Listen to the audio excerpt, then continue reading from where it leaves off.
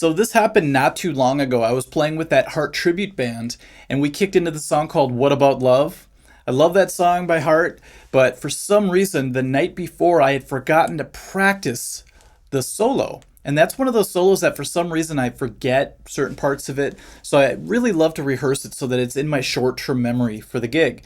Anyhow, we were playing 3 hours that night, and the night before I practiced so many solos, but I forgot to practice that one.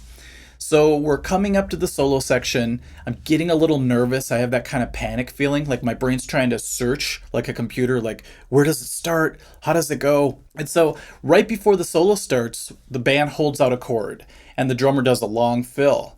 So I thought, okay, I'm going to implement what I call the cheat slide technique. And this is the perfect chance to use it. So what I do is I slide from underneath the note and I use my ear, and I have to do this in like a millisecond. I slide up until I hear the correct note. And so here's how it went. He's doing the fill. I went like this. So instead of doing what I'm supposed to do and just hit the C note, I did the cheat slide. So far, so good. Let's keep going. Then I went. Then I forgot where the next part went. So this time I have to slide down. I knew it was a lower note. So I accidentally slid too far. I went 1 fret too far and had to come back. So it didn't sound the best, but it sounded like this. See how I had to self-correct there at the very last minute? So that's a double cheat slide right there for you. Then the next part I remembered.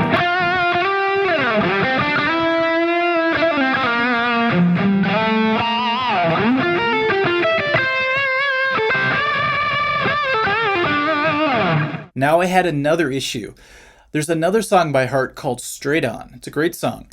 But the end of the solo is a lot like the end of the What About Love solo. So I get those mixed up all the time. So the end of Straight On goes like this.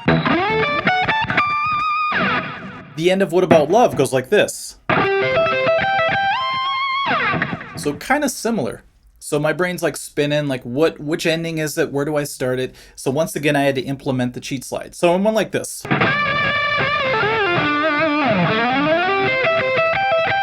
Now I had to do one last cheat slide for the very last note. So I went like this. I remember it being super janky because I really took my time getting there because I did not want to overshoot it. Because overshooting it can sound kind of bad because then it's kind of obvious when you pull it back. So I went real slow and it sounded that bad. So let me do the whole solo one more time. I'm going to do a graphic and show you what was going through my head and exactly where I started implementing the cheat slides. Here we go.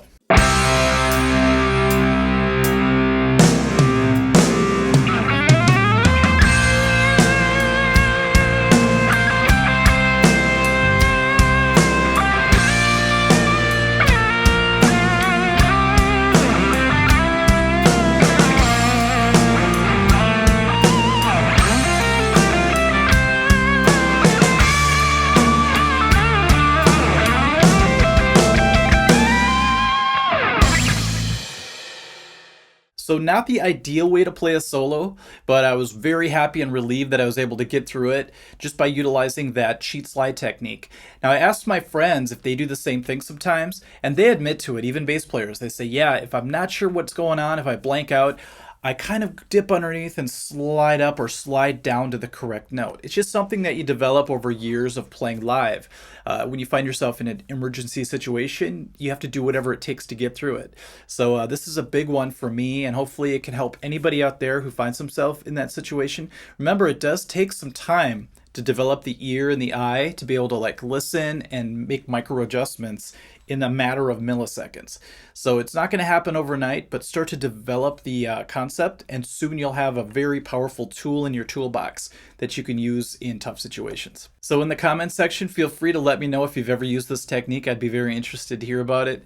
And I guess we'll catch you guys at the next lesson or the next live stream. Okay, see ya.